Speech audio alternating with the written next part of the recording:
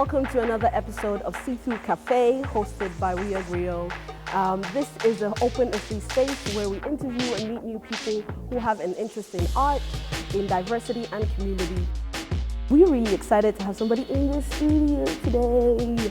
We're really excited, and obviously this episode is hosted by We Agrio Collective. I'm Feli Speaks, and today we have in the studio Mercy Fulani. And we're talking about visual artistry and entrepreneurship and your experience and journey in that industry.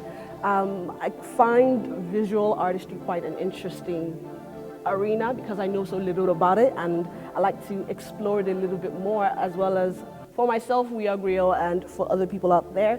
So it's a pleasure to meet you. It's great to meet you too. Thank you for having me on. Yeah, I'm really excited. So I just wanted to ask, actually, firstly, because this is a question that somebody asked me recently, and I was like, ooh, interesting. I haven't thought about it so specifically, even though it was obvious. Yeah. But I wanted to know, have you always considered yourself an artist?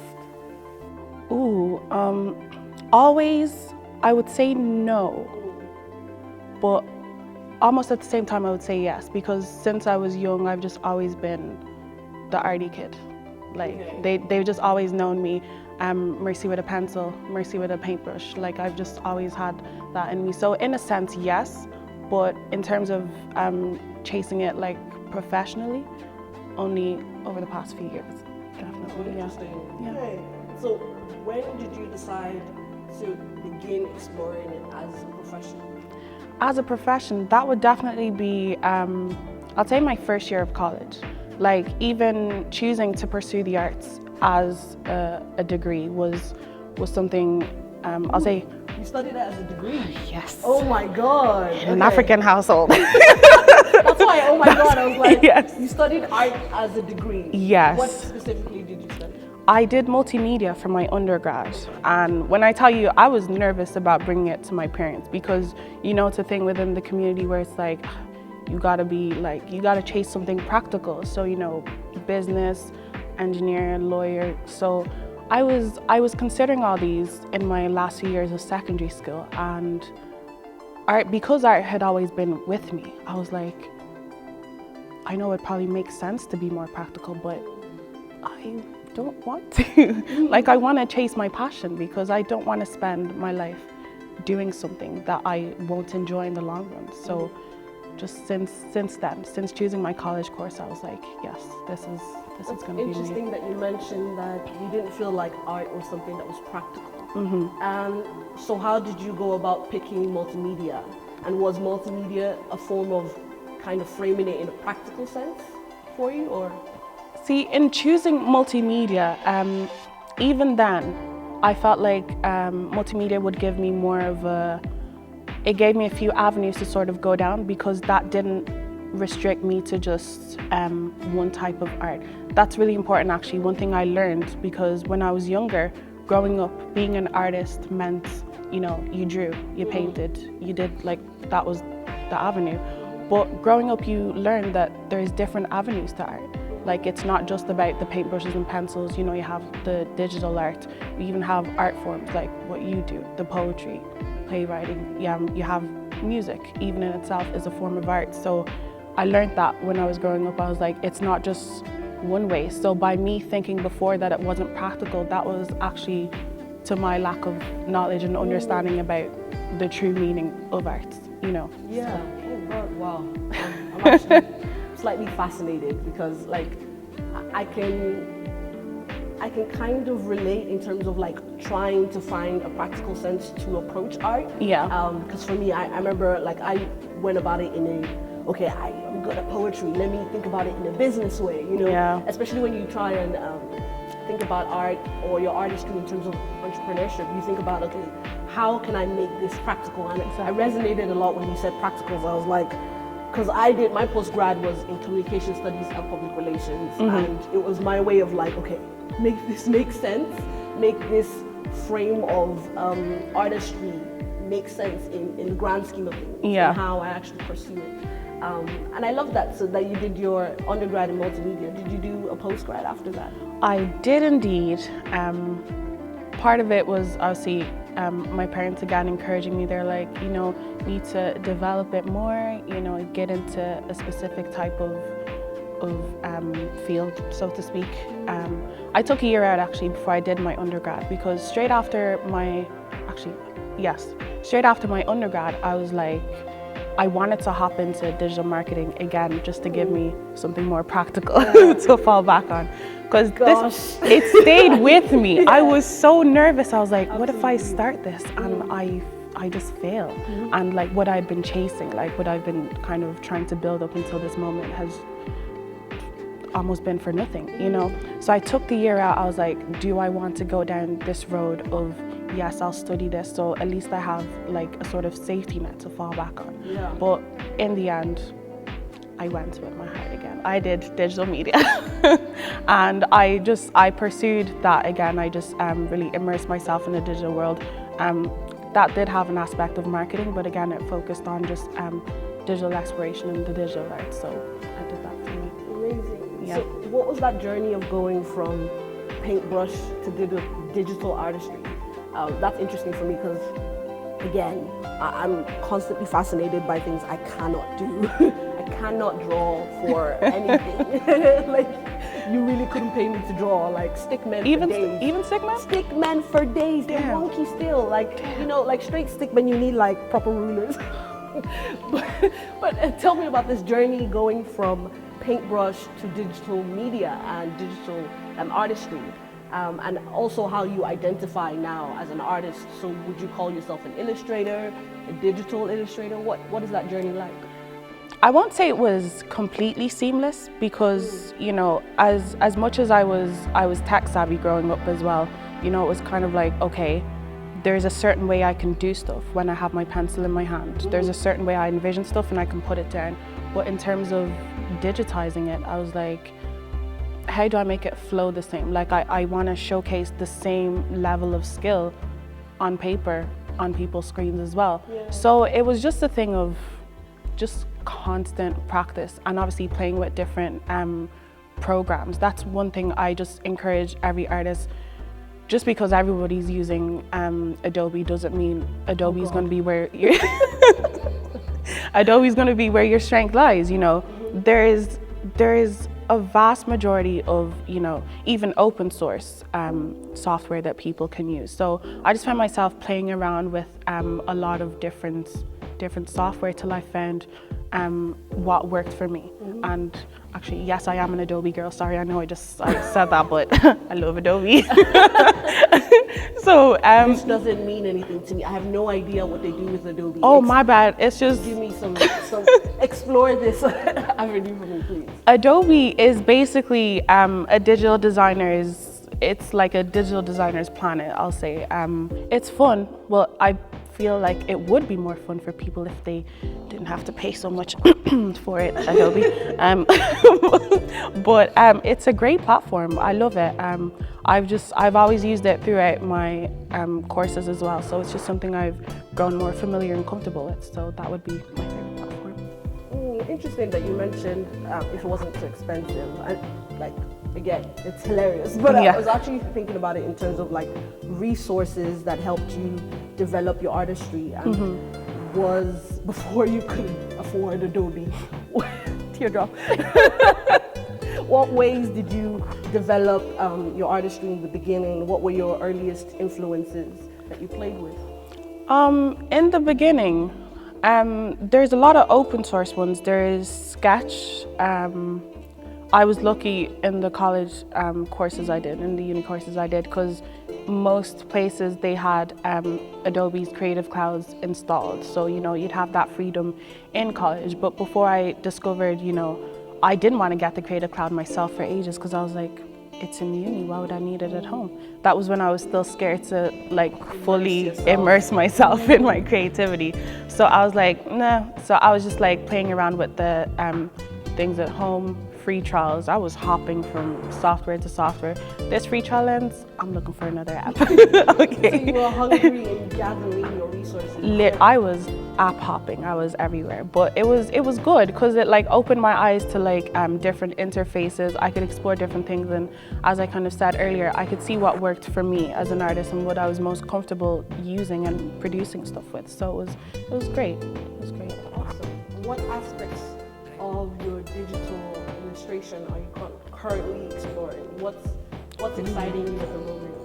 So at the moment, it would probably be like different styles of illustration, because I know people associate me with a certain style already. That'd be kind of the realistic illustrations I do, mostly of people for their businesses, their services, and all this.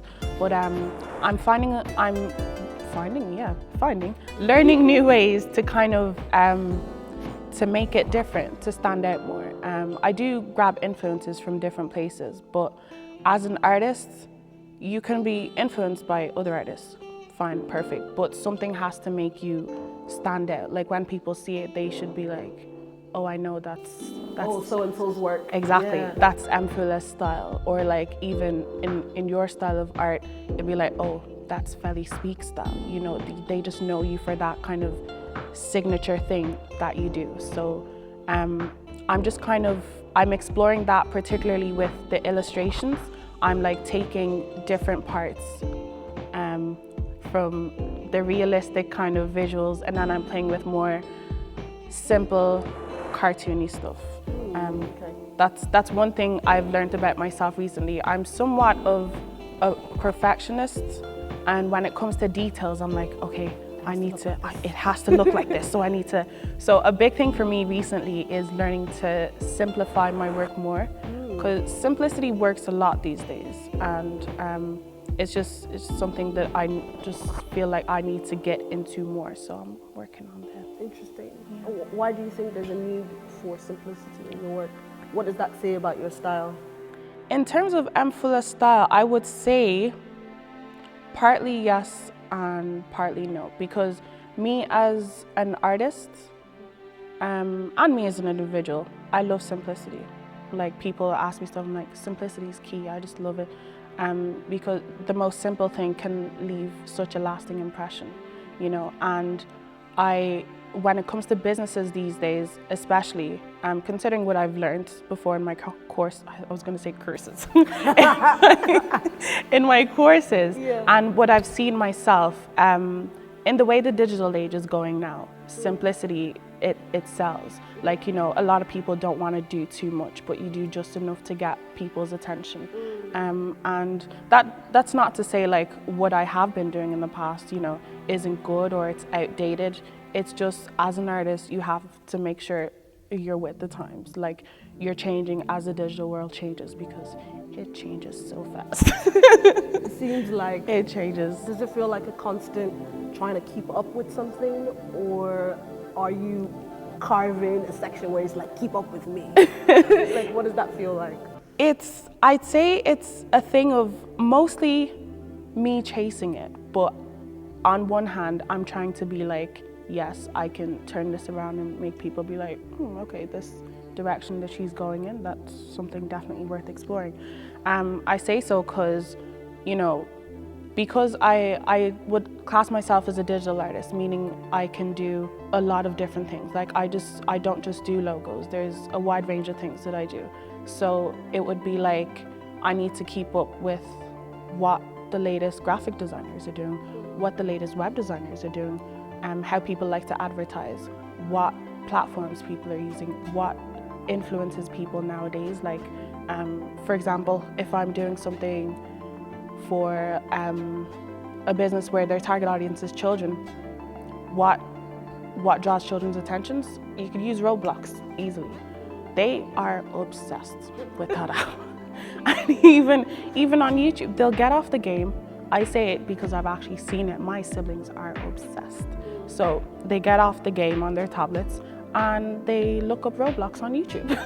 So every day, so random. Literally, I'm like, you can just play it instead of watching other people play it. But they're so fascinated by it. So me as an artist, I get a job from a business that's trying to appeal to children. So I'm like, where can I draw inspiration?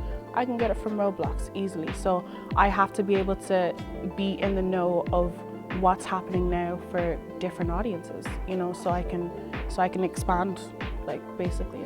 It feels like that's mostly the energy in the area in general, that everybody's like, I need to stay on top of whatever I'm doing, just because everything feels like it's going pretty fast. Exactly. Because it's digital, it's on top of that, sorry, coronavirus alert, sorry, I'm bringing it up, but like everybody's sick of talking about it, but like in general, it's impacted a lot in how we work and how we distribute art and how we engage with art now.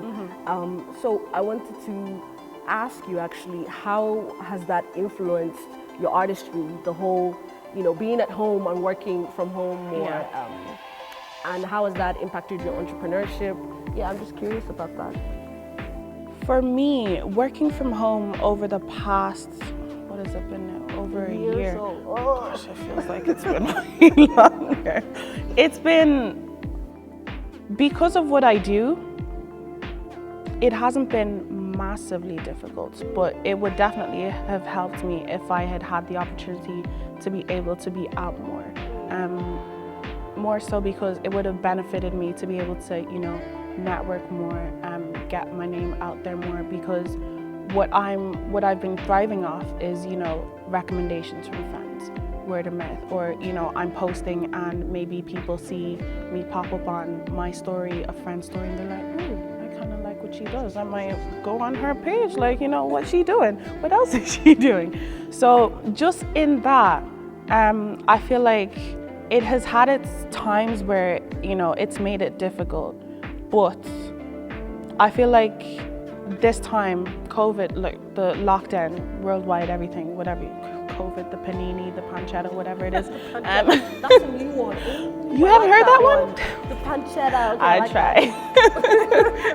So it's allowed digital artists, especially, like I've seen particularly a lot of Irish ones, you know, they're more consistent in what they post and they diversify their stuff so people know that while they're not printing their work, for example, or while it might not be on show, you have it online, you're constantly showing people this is how I'm developing, this is how it looks now. So I think it has been good for digital designers to kind of be like, okay, I need to learn how to like maximize the time I have now and use it well to be able to put my work out there. Like, you're in the digital field, make the digital field work for you in the digital world, like literally. So it's been good and okay, like everybody else. Yeah, really. But it's interesting understanding the scope, I suppose, because I never really know other industries specifically. I just know that everyone's kind of impacted and affected. But yeah, I think your work is beautiful. I've been seeing a lot of your stuff online, and I've just been like, wow, I'm fascinated. Especially, like I mentioned earlier, that things I don't understand, whenever they are created and look beautiful, I'm in love. Just in general about the creation process, I think is an interesting one, and it's different for each artist. So I'm wondering, what is your creation process like when you get a gig or you get an illustrative brief?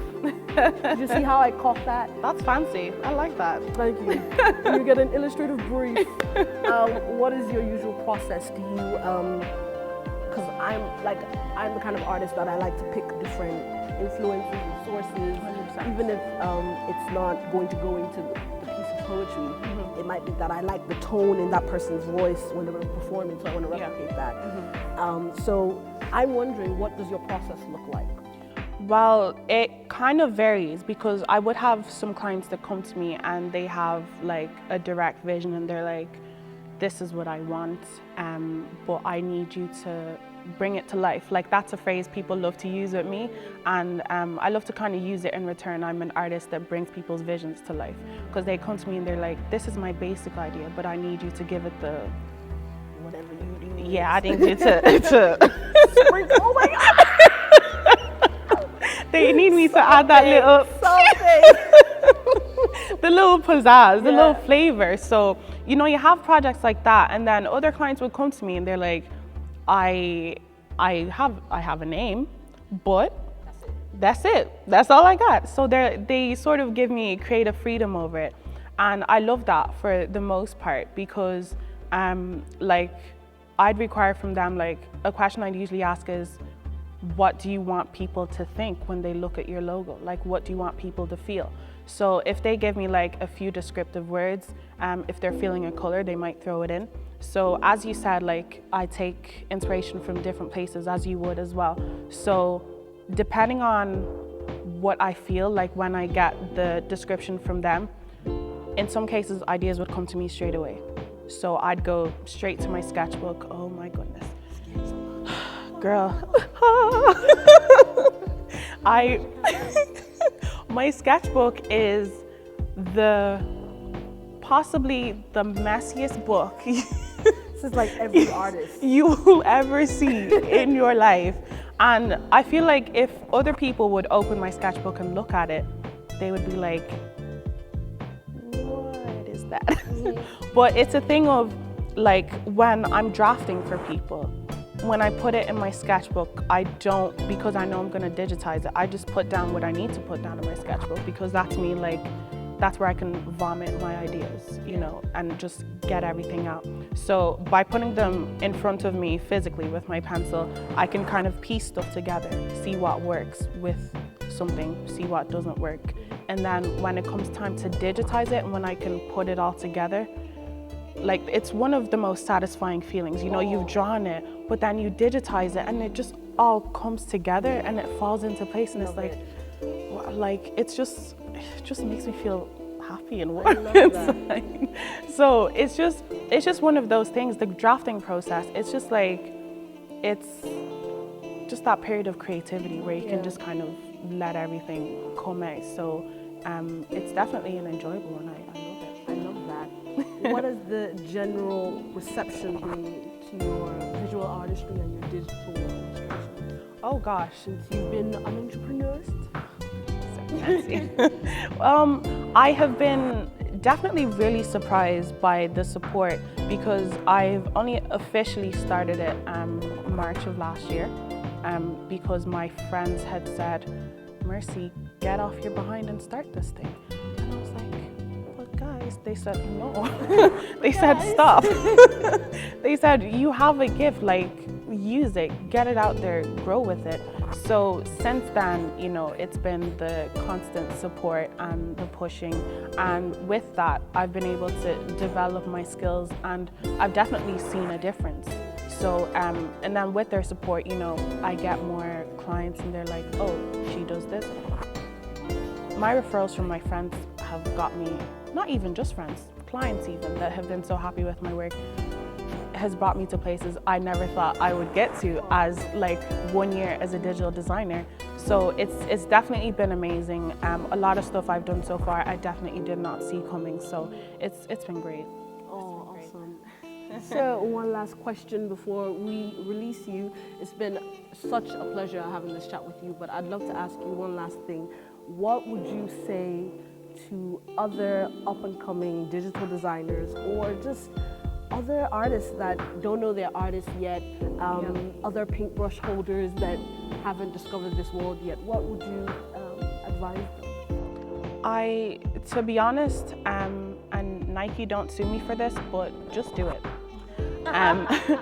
Just do it. That fear you have that you're comparing yourself to everyone else, you're saying, oh, but I'm not like, you're not supposed to be like. Part of being an artist is your individuality. You know, you're unique. Even the way you hold your pencil, the way you hold your paintbrushes, the way you hold your graphics pen is different to people. So just take the leap. Have that faith in yourself and have the faith in your talent, in your gift. And it's gonna take you places. Like I said, you never know what opportunities lie ahead. You literally never know what's around the corner. But how will you get these opportunities if you don't put yourself out there? You know, if you don't try. So give yourself that chance.